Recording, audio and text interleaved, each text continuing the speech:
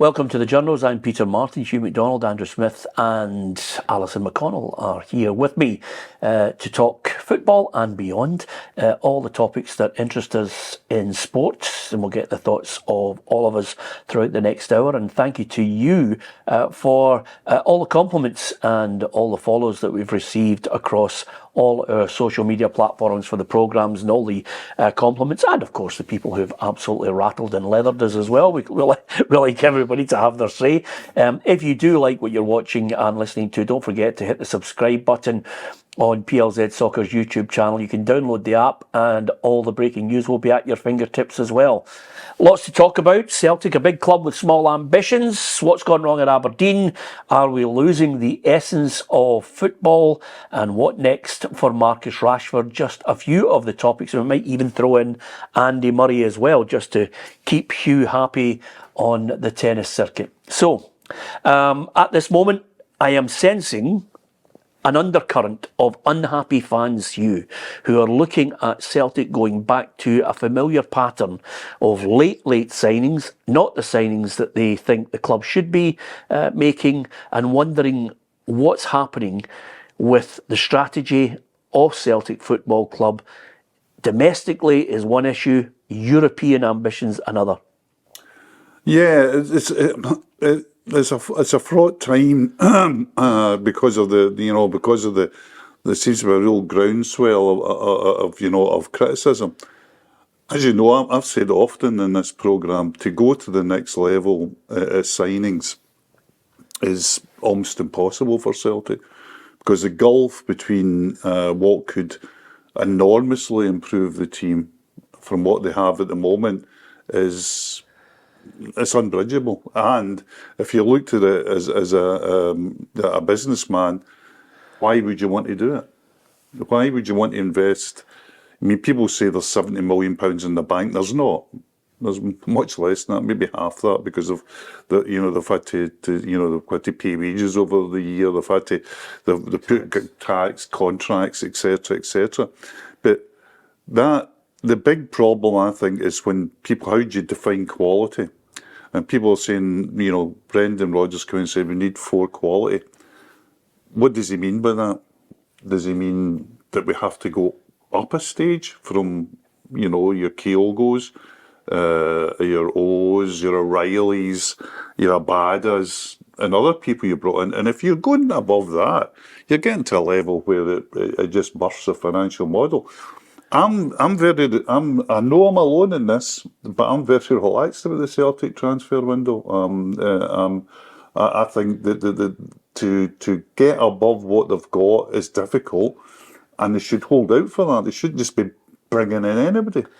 Is the argument domestically, Andrew, more to do with Celtic fans saying, well, wait a minute, if we are listening to what Hugh McDonald has to say, then 70 million in the bank, I don't want to debate the whole background to the financial aspects of it, because realistically, I don't think any journalist or former footballer or pundit is, best placed to go into the intricacies of how they operate in the background. All we can do is look at their bottom line at every financial report and say, right, that's what's in the bank there. What are they going to do? What's their ambition? Domestically, is the ambition for the likes of Celtic fans watching and seeing a loan deal for a third choice Norwich City striker?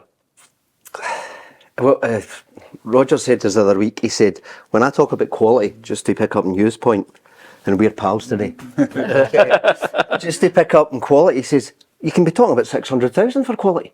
He said, quality doesn't necessarily come at a certain price. Maybe he'd already had this, maybe this was on stream, because he said it the other day. So, it doesn't... As some of our colleagues like to say, the optics don't look good, and people expected more. They did expect more, but I agree with you. Celtic are in a little bit of a kind of bind. Where are they? Well, they've just won 6 games with a concession of 1 goal. You wouldn't have thought that for the boos that were ringing out. There's certainly a disconnect between the board and the fans.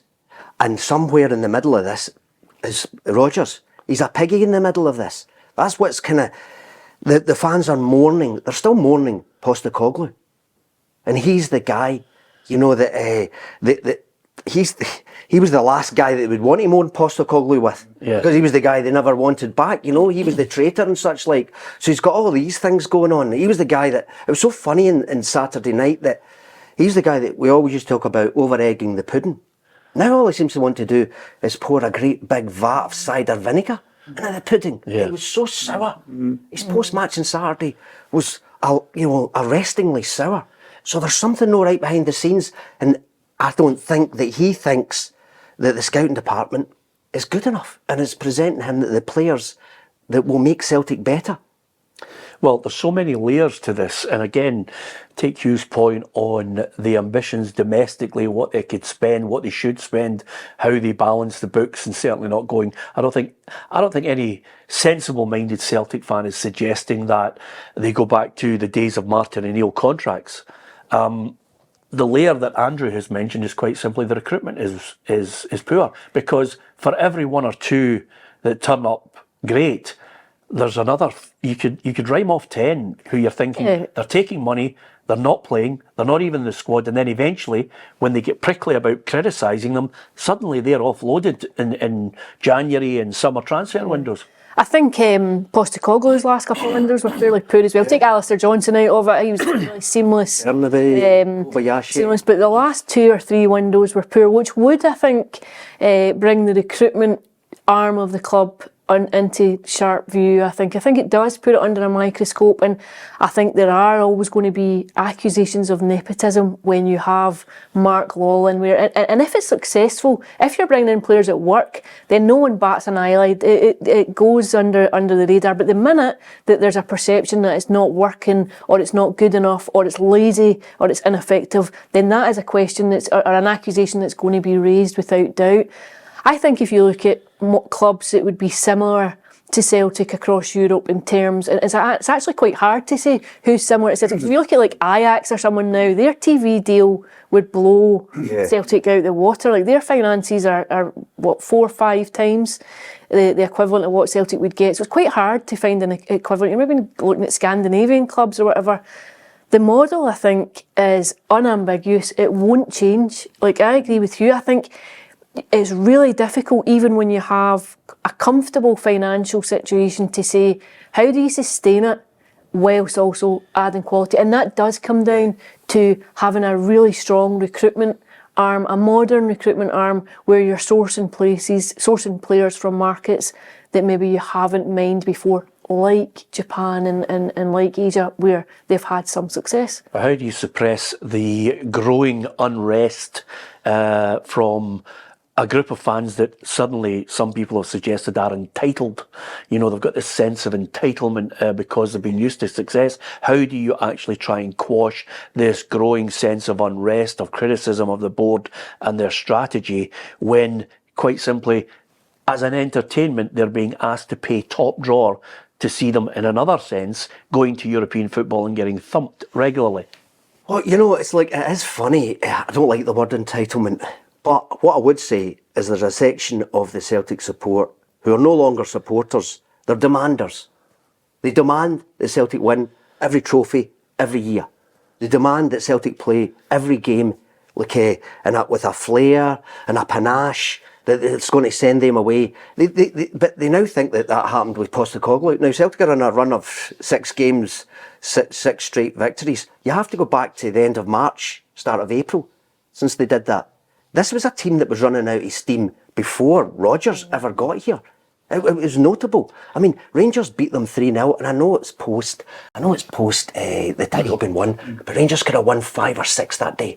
They were abject. Yeah, but I have to intervene there on the basis that you've said, Andrew, yeah, they're on a run of 6 games, they've only lost 1 goal.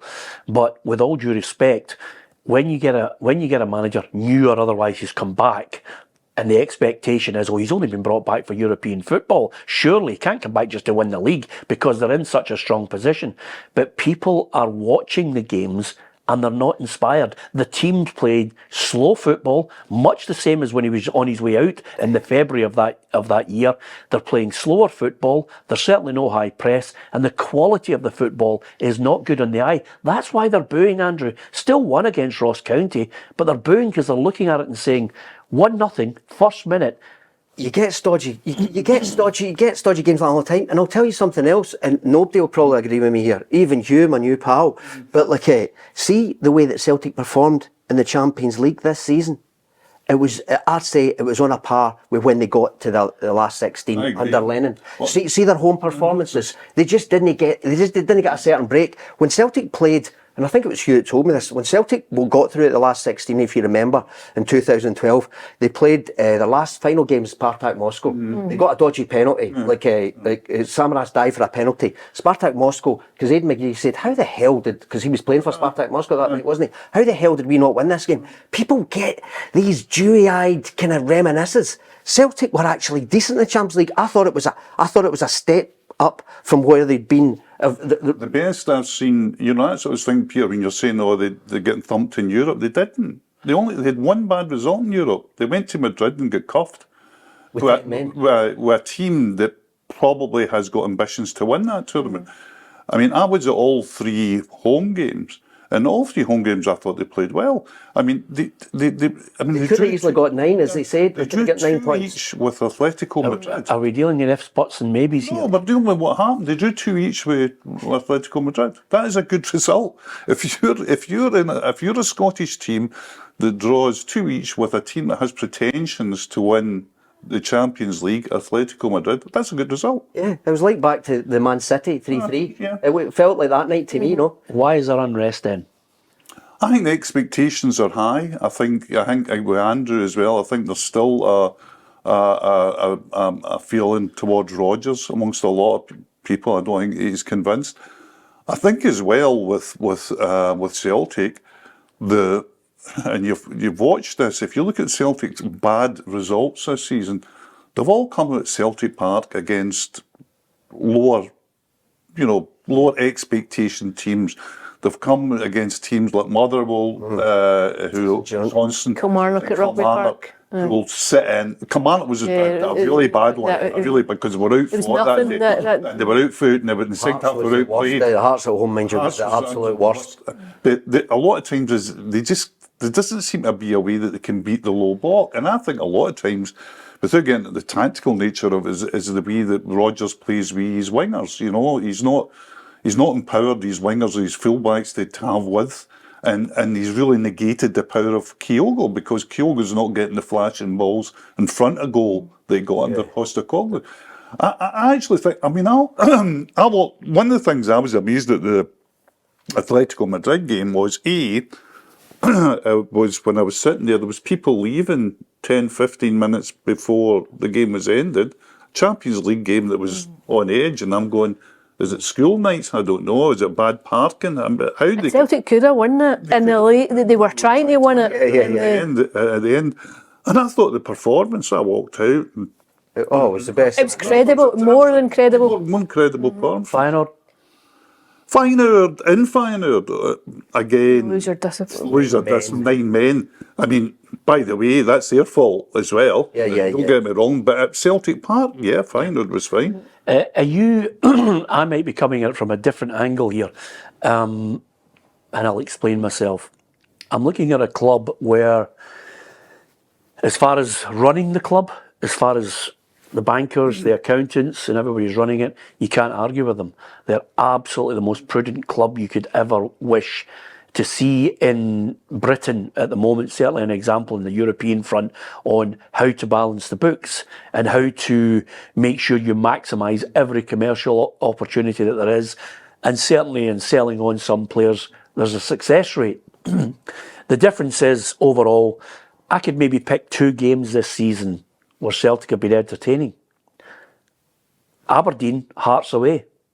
The rest of the time, I'm speaking to Celtic fans who are saying, it's not good to watch. There's no kick. There's no spark from Brendan Rodgers coming in second time around. On the European front, Celtic have gone through consistently, even with Postecoglou in the great 60 minutes against Real Madrid, still lost. Yeah, and lots it was of 60 games. minutes. Lazio, you can play some nice football. Weren't able to beat them when they were there for the taking. Same with Feyenoord. So they're looking at that this season. They're looking at last season, the season before. They just can't get anywhere. Meanwhile, they're watching a Rangers side that has performed well in Europe. At a lower level. Absolutely. Once you matched up, they were the worst performing team ever in the Champions League. But that's what I'm saying. I'm talking about ambitions here. I'm talking about what they're watching and what they were able to drop into the Europa League at a lower level and still failed. Yeah, You've got a short-term memory. They dropped into the Europa League and failed as well. So what's happening is they're being asked to play top drawer money. And they're not getting what they want, and they're looking at it and they're saying, I'm playing devil's advocate here, because all three of you seem to be in this mode of making... place people. Yeah, well, absolutely. Don't worry, that'll come. But what I'm saying to you is, the signing policy, the questions are being asked. The tactic has gone back to the old days of last-minute signings.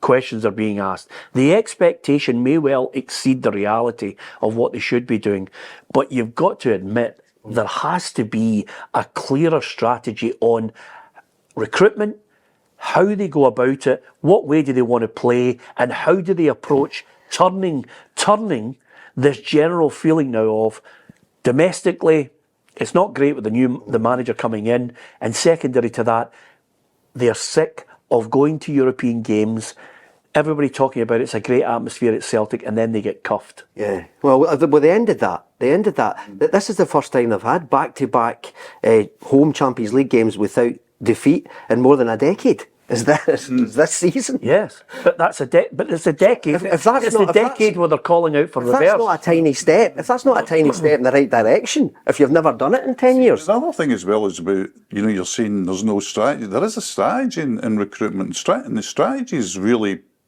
pretty tight. I mean, you can just have to look at who they sign. The strategy, you can see there's certain criteria that are adhered to. Another thing about if you looked from outside, if people say about Celtic, look at all the duds they've signed and blah, blah, blah. If you looked outside, if you talk to people outside Celtic and say Celtic's got a tremendous recruitment record. Yeah. So can I ask you on that? Explain why? Because every time the accounts come, they're in surplus by selling players on. Yeah. Can I ask you then, is it just a case of the message from all three of you, suck it up and shut up and take what you're getting? No. People can have their own opinions. Yeah. I think you have to. I think you also have to be. I think you have to be able to analyse sensibly. I don't think you can have a to say. I think you have to. No, but I think I think you did an old Hugh Keevins line there. It was, I think you have to analyse sensibly, which suggests, by the way, all you guys who are unhappy are wrong. If you're sensible, you can analyse it sensibly. I'm not saying that anybody's wrong. If you're paying money and you have an opinion, you're more than entitled to your opinion. But sometimes I think there is just a rush to criticism, and part of it, I think, comes from being very spoiled through the last, since the turn of the millennium, since 2000. Celtic have been a dominant force in Scottish football. Now that whatever Chris Boy says. But Alison, I'm sorry, but You've had lots of great Christmas presents before, so shut it. No, and but get on with it now. You've got to suck it up because you've had dominance in the past. There's not a huge amount wrong when you have been the dominant force in the game for 24 years. When you count up the titles, the cups, the Champions League runs, it's all underpinned by the financial strategy of the club. That's why they've been so successful. Now, can you argue that Celtic should be doing better in terms of recruitment? Yes. Can you argue that you could expect more in a European field? Champions League, I'm not sure you can make a logical argument to back that. Europa League, yes. You look at what Rangers achieved in Europa League. Why have Celtic not been able to keep pace with that? Those are logical questions that you should seek an answer to. Standard of football? I think by and large the standard of football has been decent. It's been good. I'm not saying it's been perfect. Celtic Park's pitch is dreadful. It's the worst I've seen the pitch for a long time. He said it's more a field than a pitch. It's a dreadful Brendan surface. Rodgers said on Saturday night. Like, now, I know, no, the football hasn't been as supporters are, where I go, entitled to expect it this season. You know, you do expect a little bit more verve and vim than we've seen from Celtic. But it's like there's the old George Best story. You know, you go to Celtic, Celtic, where has it all gone wrong as you chase your 12th, a record 12th title in 13 years and you're leading the league, Yeah. you know, going into the last 3 months. There's a bit of that, Peter. But Celtic sports, I don't know what is good enough for them anymore. Because once you've had a treble, even if Celtic had got a treble this season, it wouldn't have been as good as the treble last season. When they got even their second, because even when they were on those running trebles, it meant something. It was like, it'd never been done before. And then Postecoglou's done it, and he's the Messiah. So there's always going to be these dips. I think it's incredible. If you go back to when Martin O'Neill won a treble, that was their third treble. Their third. First in 31 years. First in 31 years, and only their third in the entirety of that club's history. Look how many trebles. Celtic just won a quadruple treble.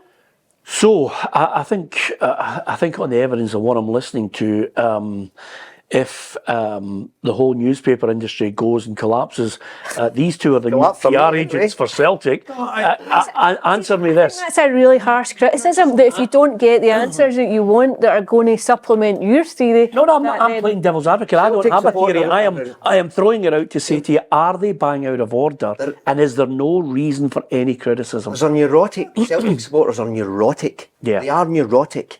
And they still, the scarring from the failed 10 in a row, that's exactly, that's what underpins. Quite easily. Is it just shut it, you've never had it so good? No, it's not. It's like, you know, and they know, by the way, inside the club, they know. Rodgers knows.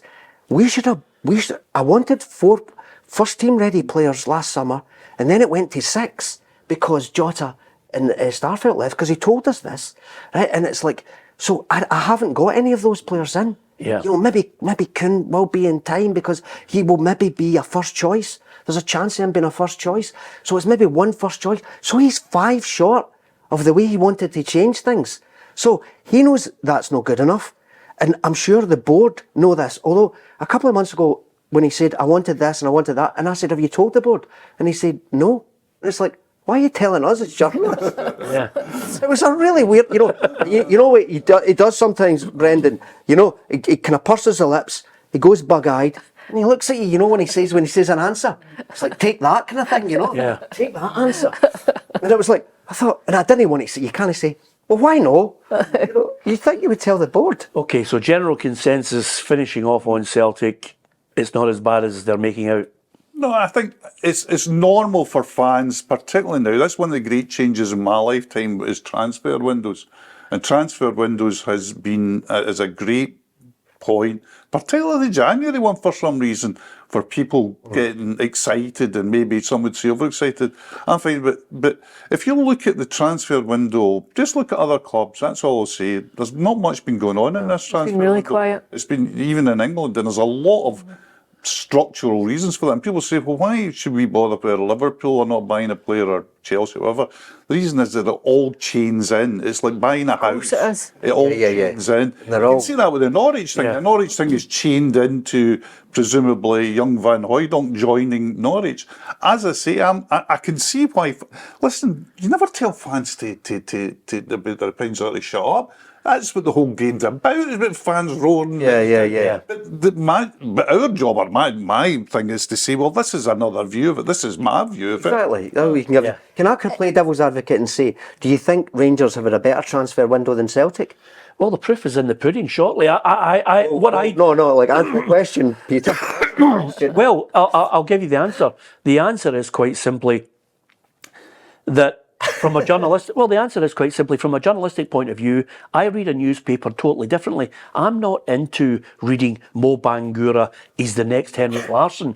Diamande is going to be the greatest central midfielder ever. So it's very difficult for me to look at things and start saying, and you just talked about Nicholas Kuhn, one for the future. The proof is in the pudding. If I see any journalist, I always say, you know, when we're talking about things, Don't let your eyes deceive you. Don't listen to the PR spin. Don't listen to some journalist who clearly wants a one-to-one in the future and starts writing the biggest load of crap you've ever heard about a Rangers or a Celtic signing. Like a one-to-one. Do you know what I mean? I don't buy into it. I'll give you my opinion. Celtic are poor. There's no spark under Brendan Rodgers. It hasn't materialised. They're getting by basically with an unhappy fan base who's watching the football, which is dire. The football is not good to watch. But my question, by the way, their budget far exceeds anybody else. They'll win the league, maybe not by as many points as I thought they were going to win, because I think Brendan Rodgers is a good coach. Yeah.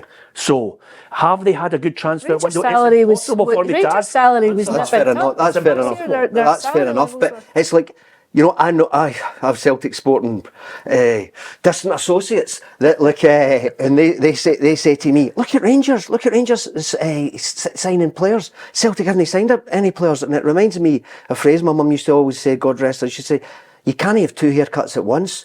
Because the players that Rangers are signing, if Celtic were signing those players, go, what the hell are we signing this guy for? Yeah, well, what's this, another project? He's 22. Yeah. Like, you know, he's only on loan. This is now the big problem. We're talking about optics over the next 36 hours. Unless Celtic sign Griezmann, right? And I think that's unlikely. Yeah. Everybody's going to say, oh, we'd be better off not signing anybody. But that's the way of it, because where they're going to go in this market, I don't want fans to be realistic, because see, once you got fans being realistic, it takes the whole essence of a fan should be unrealistic. Yeah.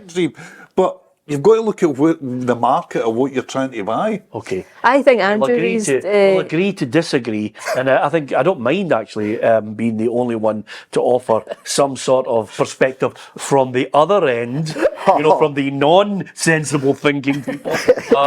Anyway, I thought Andrew raised an interesting point. I think so much of the discord and disconnect between the board and Celtic fans goes back to the 10 in a row season, and it dissipated a bit with Postecoglou because it was so different and fresh, and you know, he came and he told everyone what they wanted to hear. You know, I'm here to put this fantastic, energetic Verve it didn't team out. happen immediately, Ali. It took a while to convince them, because he came in off the back of them saying we're going for Eddie Howe, and they didn't get him. But to be fair, even from his very first press conference, he spoke so well. He was really clever. He had people eating out the palm of his hands. Emotional intelligence. But I think then when he leaves, you're left almost with that undercurrent that never really went away. Okay, let's move on to expectations of a different kind. Aberdeen, Barry Robson. I mean, listen, he could be out of a job by the time this Journos programme gathers. 3 hours, 4 hours, 3-4 days. Certainly, from my point of view, I look at Aberdeen and I think to myself, underachieved. Oh yeah. You know, by a long, long shot. I know I'm going to say something really radical here, but under one of the poorest managers that I've ever witnessed at Celtic in Ronnie Dyler, I thought Aberdeen, if they'd showed a modicum of ambition, had a chance to take them, because I thought Celtic were woeful and Aberdeen had a chance and blew it in the month of October in one of the races. But other than that, they've had one League Cup win in 2013, 2014. Yeah. And then you go back to 1990, the Scottish Cup win. After that, I mean, I'm looking at the League Cup. That was the 2013, 2014. Runners-up 17 times. Last league win, 84, 85.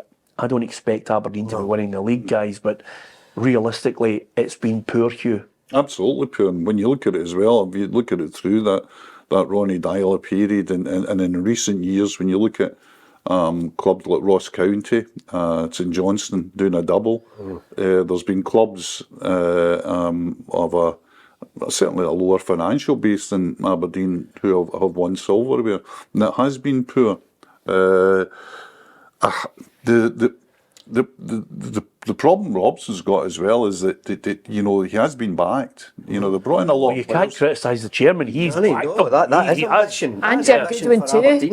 And Jim Goodwin before him too. As well. I mean, and Stephen Glass. So they've got a big wage bill. They've got big players there, and they just. I've only watched them live, apart from the television. I've watched them live on the television, but live in a ground, I've only watched them live once this season. It was the beginning of the season when they played Stirling Albion in the Cup. And Stirling Albion, a decent wee football team as well, trying to play football. And they were hanging on in the last 10 minutes. Yeah. And that can happen. Yeah. But when I listened to Barry Robson afterwards, it was the old sirens were going in the head, because he obviously knew he was under pressure because he was coming out of the line, nothing to see here and nothing to do. And he went, this is not good enough. Well, can I just say something? And again, the three of you might all round on me because it's something that you feel strongly about. The football's murder. In Aberdeen? I watched them against Dundee.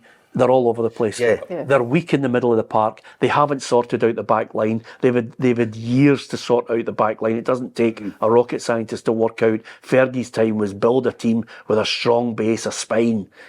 Clough did it. Paisley did it. Steen did it. I give you some Matt Busby. All of them. The successful. Ask your grandfather's people about who he's talking about here. Look at that, Garmin, you'll get it. But to make your real point, but great managers. Any great manager who builds it, Walter Smith did it. It's a spine. Yeah. And they're not great to watch. But bizarrely, I've seen them live. I saw them live eviscerating Rangers. Ibrox. And it doesn't matter what kind of Rangers. It was a Rangers that had just beaten Real Betis, Ibrox. It was just a week before, a couple of weeks before. So I've seen them and I've watched them against Eintracht Frankfurt at Budodri. Terrific again. Yeah. So they've got it in them. And you know why they've got it in them? And this damns Robson, to the hell and nowhere way back. But this is the fact that I think they've got good players. I think there's good players there. I think there's a good squad there. Yeah. I think the squad, it's not the sum of its parts. And when that happens and it's not the sum of your parts, your manager, your finger is pointed at your manager. And they shouldn't have gone for Robson. No, they shouldn't have gone for Robson. I'm not a believer in clubs of a certain stature, first-time managers. And I know, Neil Lennon, he got through it at Celtic, but I don't want rookie managers. You should work your way up. Yes. You really need to learn your trade. I agree with you on that, Andrew. The one thing I would say is he has backed the managers, but I think they've got the strategy wrong on the managers that they've approached and the managers that they've got to lead the team to get the direction. I think it's all I just think it's wrong, And sometimes, Hugh, they say, be careful what you wish for, because they wanted McInnes out because they weren't happy with his football. I know. But that worked out well for... He's enhanced his reputation, Derek, by leaving Aberdeen. Yeah. I think it was probably the right move for him to go. He said he was there too long. And I think, I think with managers, I think honestly now 3 years is a long time for a manager with modern footballers. Yeah. But I think that the Aberdeen one was this incredible circumstances all collide where you appoint a really good imaginative appointment in Glass. You say, this is the way we're going. We're going to bring in, a fresh coach from another league who's got background in coaching, blah, blah, blah. And it goes wrong, right? So immediately that goes on, you go, we're not doing that again. It wasn't a high pedigree in coaching, may I add, when they brought Glass in. Decent pedigree, though. But that was the way they were going. They're saying, we're going to bring in, we believe in this guy's being a coach. This is what he wants. Comes from our league and bring stuff here. That's the strategy. Good friend of mine. Mark said, good friend of mine. I know, I'm glad. I don't want to get bogged down by that, but that was the strategy. Yeah. So he goes, he fails. This next strategy is, the guy's won 3 or 4 games in charge as a caretaker, which we all know a long time with football, and that means very, very little. Yeah. What about Goodwin? Goodwin was an incredible one because it just did not work at all. And the more I look into the Goodwin one, is that, I thought, the dressing room must have gone against me. I remember hearing, it just didn't work. It was strangely enough, he made a comment in a press conference and he said, it'll take me a couple of weeks to work out, the back line was a problem. He knew that. And he said, knew that from the "It'll start." take me a couple of weeks and Aye. I'll sort it out. And he He didn't. just exactly. It's funny though. See, even that night at Darvel, when you were working, I was at there. it, Oh, don't. But even that goal, they had a legitimate goal chopped off. It might have bought him a stay of execution. He could possibly have hung on, but it was an odd one. He brought in a lot of players, 11 players, I think that summer. But another one that you just couldn't quite. No fluency, no consistency, just no proper run at it. And then things just, I mean, I'm not, again, no bad, but just things going completely wrong. Like coming up with a game plan against Celtic of just 10 men behind the ball. If they get a draw out of that tactical genius, Callum McGregor scored in the last minute. Oh, we can't have this type of football. Rangers 2-1 up going into time. The last 90 seconds or something. You know, he just. Sometimes it just doesn't work. He was bedeviled. Sometimes it just doesn't work. You miss a bit of luck sometimes. What I like to Well, just out of curiosity, when it was the pitch a problem? Yeah. Checking with you guys. No. I just think sometimes it just doesn't work for people. I mean, he goes to Dundee United, which is he's got. I mean, he's the bullies in that division with the amount of money they've got. Yeah. So he gets a bit of rehabilitation. He does. But they're making hard work of that. Yeah. Making hard work of that. I watched them. I went up to Pittodrie a couple of weeks ago, and they were playing Livingston, and it was dreadful. And actually, at one point, sitting in the press box, I looked to my left-hand side, and Willie Miller looked at me, and the two of us thought, this is a long, long way from any expectation of Aberdeen even being a half-decent side. They were woeful. An interesting point. Who do we think's playing good football in the Premier League or the Premiership at the moment? I've got an answer. Right. No one. No one. Come on. People have done it in splashy. People have done it in sporadic. There's been little flashes of... effective. I mean, they've wanted, early on in the season, they wanted Stevie Naismith out. Do you know what I mean? Yeah. The Hibs thing has been another debacle. We could dedicate a programme to Hibs. I've seen little flashes from Montgomery's side where they want to play nice triangle football, but it's brief. St Mirren, you start to say to yourself, oh, they've played some good football, and then you look, you go, wait a minute, they haven't won a game in ages. You know, and it starts to, we can pick bones because they've all been inconsistent. And the standard we've all accepted in Scottish football has gone down dramatically. But I do think somewhere along the line, apart from not giving a lot of Scottish players a chance to play regularly because of the cutthroat nature of the size of the league, which is another programme. No, yeah. But there's a problem. The other aspect of it is quite simply, I think the signing strategy needs to seriously be looked at. People are signing players, they're on huge wages and they're mediocre footballers. Some of them can't even control the ball. Hibs were mega guilty of it. They were playing a guy $9,000 and I wouldn't have picked him from a five-a-side team. You know, there's basically some signings have been woeful. You know, the recruitment strategy needs to be changed. I think we need to look at our game and start to say to ourselves, why have you got an academy if you're not going to give them a chance to play? Do you know what I mean? We genuinely need to look at that. And by the way, I'm not listening to people turning around in the PR spin and saying we're in a great position. We need to continually strive to try and get us more and more coefficient points, a better way of looking. I don't think the fans are getting entertainment at the moment. I don't think so. I mean, I can't. I'd love to disagree with you, but I can't even disagree with you in that. No, I don't think there is any. Well, just I don't know. Is it winter times? That's what happens during the winter time. Is it? I think it's felt like quite a flat season. I think it's felt like a kind of gritty season.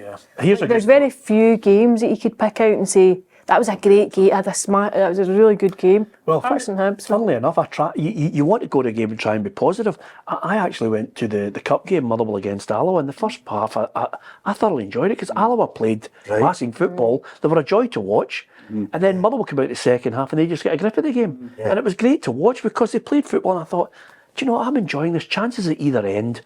Alloa want to play football the right way. I'm not being a football purist because there's many ways to win a game. Absolutely. So, I mean, along the way, you know, they said Walter Smith's team that got to the UEFA Cup final was dire to watch at times because they were relentless in the way Walter had them, you know, lined up. Martin O'Neill's team had different styles to win a game. You could win it with the world-class player at the front, but you could win it with Sutton, Yeah. you know, the three centre halves, set pieces, the lot, Walter's side. I mean, Walter's side was heavily criticised, but my God, they scored some great goals. You know, they had some great runs on the way there. So, you know, I'm not trying to be the football purist.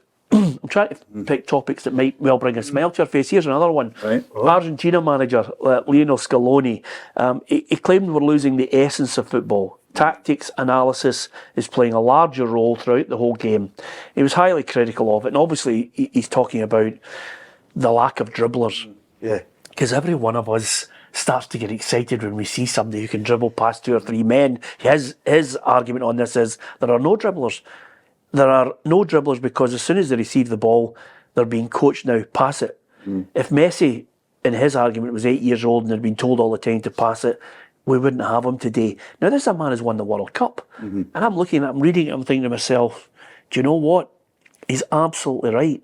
Because that essence of a player who can go and square up to somebody and beat them and be skillful. My God, they're thin in the ground now. Did you enjoy watching Stanley Matthews and all that in your day, eh? Well, I do know who I enjoyed watching. I've got him in my top 10. Do you know who I enjoyed watching? I know a lot of people call him a sand dancer. I like Jack Grealish. Because Jack Grealish can square up somebody and beat them. He's getting that knocked out of him at Man City. Absolutely he is. He's out far wide on the left-hand side, and I'm thinking to myself, if I was, I mean, I'm not telling Pep Guardiola how to play football. I just love watching Jack Grealish. I love watching Jack Grealish. You're allowed to tell Pep Guardiola. But I'm looking at the top. Can you come up with your top 10 dribblers? Shame on me, but that's what I tell my boy every Sunday before his games. And they went in a really bad run, and they've got 2 players who try to do everything. This is the problem when we say we don't want people to dribble. Just don't run the ball into traffic. You need to move the ball, because I tell my boy that, and I say to him, can you kind of pass that on to your teammates and that? Because you need to be moving the ball quickly. So I'm guilty of exactly what he's saying, because when we see the dribblers, and they've got a really good player, but sometimes he tries to do too much himself, and they don't get the value out of him. Yeah. It's because he tries to beat 3 and 4 men every time. Well, maybe it's because it's a business now, Alison, that we are in a situation where that is the be-all and end-all. Rather than walk away and turn around to your son or your daughter and go, wasn't it great Lubomir Moravcik trapped the ball with his arse? Yeah. It was great. By the way, can you tell me about the goals that were scored that day? No, I can't remember, Dad, but I can tell you how he trapped the ball. You know, those little bits of entertainment that you never... By the way, did I see Ronaldinho pass the ball with his back there? Do you know what I mean? Skill. I do think football is fluid, you know, it's like any living organism. It moves, it changes, and people look at the likes of Pep and that team at Barcelona and you think this is the blueprint, this is how you want to play, and so it dribbles down all the way through, like, right, you've got to be focusing and passing, you've got to be doing this. And also as well, I think what Andrew's saying there about you see people you dribble and it doesn't come off, and so everybody wants to win. You know, everybody at whatever level, it's like, right, don't do that again. Like, just get rid of the ball and pass the ball. I Very think productive, and even at my boys' level at 14, see when the passing goes well. It's brilliant to watch. Maybe your boy at 14 should just be allowed to go out and enjoy himself. And at the end of it, if you don't win, it's not the end of the world. Did you enjoy yourself? Maybe we're putting too much pressure on him. I agree. I agree with you. There's no playing of football the way there was in the old days, where it was 10 half time, 21 the winner. There was none of that. I mean, they lost 1-0 Sunday. How do you ever say that? But everybody now is playing in, you know, kids playing football now are playing with boots and shin pads and strips and things like that. So they're not learning, you know, the ball can come off the curb and jump and you've got to trap it. You know, that Ford Cortina going at 30 mile an hour is best to body swear. I mean, I'm not, and I, so the biggest change in football for me has been possession. Possession is a god now. Possession is everything. You know, you'll see it in stats, and you'll see it, you know, number. And everyone's about possession. Retain. If you talk to coaches, retain the ball. That's why we play out for them back, because we don't want to hell long, because we're giving the ball away. Possession. And if you're in if possession is ever, it's got to be a passing game. Yeah. Because if you bring dribbling in, dribbling can be a 50-50 thing. Exactly. The guy can. If you're going, there's two options. I go that way or I go that way. And if the defender goes right, you'll lose the ball. It's about trying to limit the uncontrollables. It's about 30-70, because but the 30 you get get through. It's so Aidan disruptive to the McGeady opposition. always told me about Tommy Burns, and that Aidan could hear the Celtic crowd, and when he got the ball, he heard the roar because he was going to get it and expected to do something. And then if he went against a defender got it. And Tommy said to him all the time, "You've got to be brave. Be brave to accept that because that's what we want you to do. We want you to beat the man." Well, I can equate a similar story to Rangers fans when Gascoigne get the ball or Laudrup. There was that Expectancy. Cooper. Something's going to happen here, and that's why people look back on them with Canio even, you know. Yep. Yeah. You look back on players that, and I'm going to give you a couple of players that I've put in this list here. Right. I'm going to give you 13 dribblers, right? 13? Okay. Messi is the obvious one, phenomenal. Or in the foot and beating players, and I think there was one great move where two great games where he took on about 6 players at the halfway line. One of them I think was against Athletic Bilbao. Then the other one was another lesser team, but he still managed to whip it past 6 players. Maradona, a joy to watch.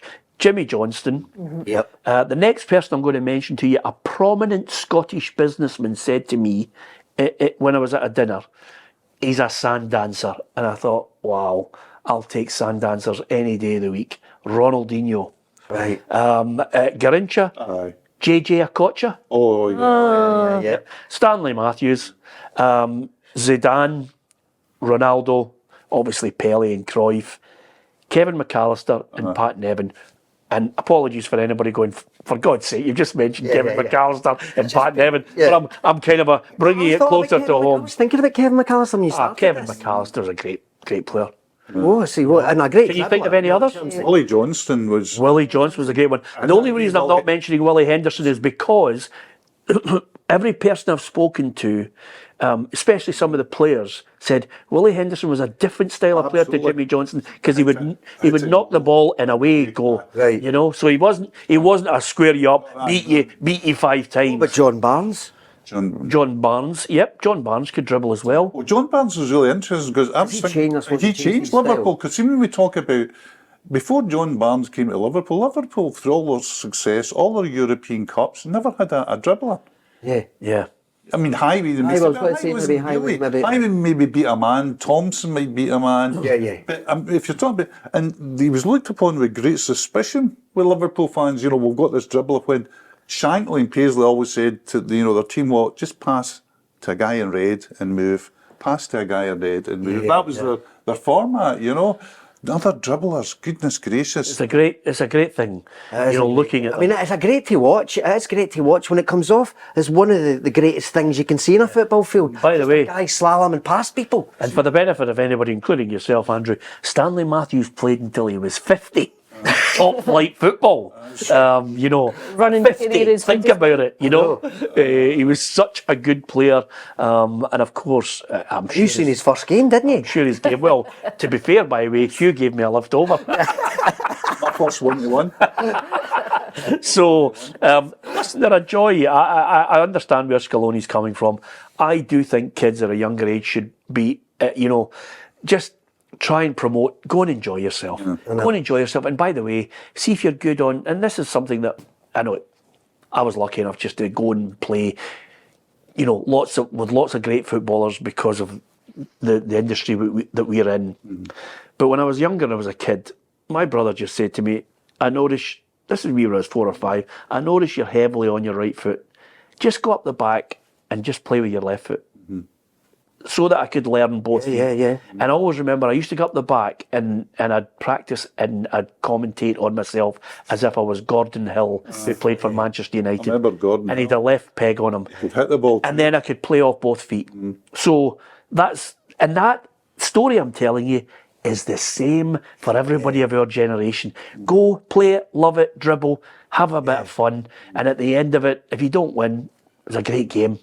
There was once a time every team would have a dribbler. I'm thinking that even Fergie's team, which people would say was a really strong, pragmatic team, he always had room for Giggs and Ronaldo. Giggs, Chris Waddle. Because he had, Alec had Weir and people like that. Peter Weir was brilliant. Wasn't he? Peter Weir in his day was He was just brilliant. He's one of the most underrated Scottish players. I always think Dean Scanlon. and even guys, if you look at the Dundee United team, Milne, a bit like Willie Henderson, Milne used his pace, but could get past players. Yeah. But I think it all comes back to the absolute glory now that is the obsession and everything is. You'll hear coaches saying all the time, protect the ball, keep the ball, keep it, and that is completely at odds with being a dribbler. This debate's made me feel really guilty about what I say to my boy every weekend now. And by the way, you know what? I used to play him because during lockdown it was our 1 hour we could get out because we could sneak in to Firhill because we stayed quite near the kind of Firhill complex. Yeah. And he'd amazing tricks, and I said, why did I never see this? And because it's like he's not got enough confidence to try. You know, the kind of dribbling, because he's a winger. He's a winger himself, but he could do all these kind of flicks and all this, and I never see him do any of that now on the field. And you know the thing, and I hate to leather you three because obviously you've been ganging up on me for the whole programme. But I once said to Davy Provan, Davy, it's people have been complaining about the pitch and that. And I said, yourself, do you remember your days growing up? He says, yeah. He says, used to play in the Red Ash. Oh, yeah. He said as well, which was incredible. He says, but let me tell you, Peter, good players can play on any pitch. Absolutely. So let's have the pitches in a bad state, by the way. Do you know his famous line? Like when he was in a really good game against Rangers, Davy Provan, he went up to Alex McDonald and said, I could keep a beach ball off you in a phone box. Yes, yes, absolutely. To which Alec duly leathered him. No with one leg. Exactly. A couple of things I want to talk about before we finish. And again, with every great player, sometimes there are pitfalls along the way, money, various other things that can lead you astray. And Marcus Rashford is one of those cases at 26 where he's slightly gone off the rails. He's had a 2 or 3 misdemeanours, party nights out, something that's you would associate with Manchester United at the best of times and when you go back down through the years. But is there a lack of respect for Ten Hag? Does he need counselling? Is it an indication, that it's time up for him? I wonder what Fergie would have done, and could it be that the pimps and the hangers-on are the problem as well? I think it's a lack of respect to your teammates as much as it is to your manager. I think it lets down the guys that you're out with every day and training with. Man United have been pretty abysmal again this year in that kind of behaviour. You can't imagine it's well received when you go back to Carrington. One of your best players who's also been underperforming is away. Was it Belfast he was in partying over there? I don't think there's any doubt. I don't think you have to ask a question. What would Alec Ferguson have done? He'd have been out. He'd have gone. He'd have sold him. You just wouldn't put up with it. The circus became too much. When it becomes too much that is round about you're out. Like unambiguously, you're gone. If there are redeeming qualities in this, and I'm going again against the grain, I have nothing but the highest regard for Marcus Rashford, because I think morally, that boy made a stance at a time that was hugely unpopular. So my attitude towards Marcus Rashford right now is somebody break the chain and help him. I think it's soft. I think perceptions soften to him because of his background, because of what he'd done. But ultimately, if you're judging him as a professional footballer, that's unacceptable. Yes. When you knew that there was kind of problems I felt, because I've watched, Manchester United must have been on the TV an awful lot this season, but I saw about 3 games in 3 weeks. And he had 3 different hair colours, and I remember when I went through that phase, I wasn't going to my bed with Coco at 10. I remember seeing you, and I went, he's gone off the rails. He's gone. But just that kind of whole, you just know that somebody's kind of trying to live their life with a capital E, you know what I mean? Never mind a capital L, it's like... I think that all the things that you said at the beginning, was it disrespect to his manager and teammates? Yes. Does he need counselling? Yes. It's the whole lot are interlinked. There was a bit on when he was a substitute one game where you could hear him saying, what am I doing here? Yeah. You know? His body language I thought appalling at times. it has to be addressed. Here's a couple of I've written down players who obviously have fallen off. At Several wagons. Yes, Robin Friday. Aye. Do you remember that name? Reading player. Yeah, Reading and Cardiff. I know you're going to look at me. Look him up. know, It's a great story. Right. Anybody, even a kid nowadays, could look up Robin Friday. It is a magnificent story of a wonderfully talented player. And A biography written by a member of Oasis as well. yeah, Right? McGugan. heavy smoking, drinking, womanising and drug abuse. And that was just in the 4-year period that he was playing. And he eventually sadly passed away at such a young age. George Best. Ronaldinho in Barcelona eventually started just heading to nightclubs. Jimmy Johnson, Jim Baxter. Yep. Is there anybody else? Maradona. Maradona. Yeah, absolutely. And So many spring. So, There are so many. yeah, absolutely. But I find it hard to kind of moralise over this. Not for the obvious reasons, perhaps. No, I find it hard to moralise because, God, you're a young person with like oodles of cash. You know, you've got status. You've got, you know, like. I think it's amazing that more don't go I after was rails. going to say, it must be amazing. intoxicating Yes. at such a young age. Especially if you've got hangers on. Yes. Yeah. Aye, and people in your ear. Gaza, there's another one. Gaza. You imagine that from the age of 5 or 6, these boys, we're talking about boys now, because the women's football seems to be immune largely to this. But from the age of 5 or 6, these boys have been told by their teachers that they're the greatest thing since sliced bread, that they don't have to do their homework. Girls go for them, you know, everything is pats in the back. They go into rooms and our Johnny's the best player in the county. And they go up and they go up and they go up and they go up to the level where you're Marcus Rashford and you're getting £300,000 a week. Yeah. And you're saying to yourself, well, And also, you come from poverty. You come from. and you say to yourself, where's the checks and balances? And this is where I think some agents are brilliant because, you know, everybody hates agents. But some agents are really good because they say to them, you see it particularly in America and the NBA, you'll see agents coming to their players and saying, no, you have to do this, you have to do that, you have to do that. They're planning a career. Here's your structure. Rather than planning Day to day. Yeah. but I agree. The amount of footballers I've met that are really level-headed, decent people. Yes. It's amazing. Dedicated. You know, one I'll give you is, you know, the pleasure of talking to James Milner a couple of years ago. James Milner has spent most of his life playing in the Premier League. Yeah. Most of his life. What a stat that is. And he's still, I know. And he's still there. And you would expect, and the most laid back, nice guy talking what he was doing with and you say to yourself, goodness, there's a lot of guys that have, you know, that have had the moorings. I think what's round about you must be so important. Yeah. I think if you have a grounding that comes from maybe quite a close family or even a club, I think some clubs are good at grounding players, at keeping it like, look at somebody like James Forrest, like boys that are fairly level, like really level-headed. The age as well, Rashford. He's 26. I know. I hope somebody intervenes. And of course, you talk about people when they change their hair colour. The other thing that should have set the alarm bells off is you get 2 watches. Oh, they've all got watches, but they all Yeah, buy but these 2? watches. I mean, They've all got, but honestly, half a dozen watches. It's the investment. It's like they've got so much money and they actually don't know how to spend it, and they don't have much time to spend it either. yeah.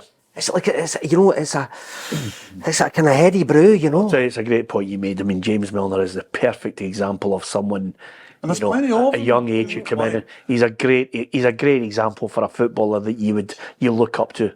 He's maybe played 20 years in the Yeah. Premier League. It's incredible. It's incredible. Listen, Some people can burn the candle at both ends. I mean, like Kyle Walker's got a colourful kind of like private life, and Pep saying he's, you know, there's no problem about him being the captain, and Yeah. we know what happened during lockdown and all the rest of it. You know, like sometimes you've got to intervene, and that's why I'm glad Alison is still here with us. We just managed to get in there and and stop the slide downfall, towards you know. oblivion. The slide towards partying, you know. They'd stop me at I was just about to say, thank God the Mardi Gras and the warehouse shut down and that kind of that's it, the garage was it and it was gone. And Ali suddenly saw the light.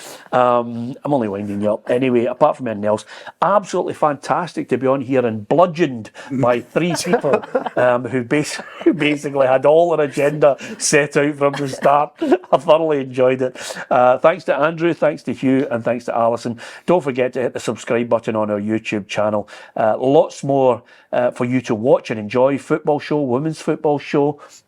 We also have Straight Talk coming back as well, one-to-ones with people from all walks of life, football, politicians, entertainment, music, you name it.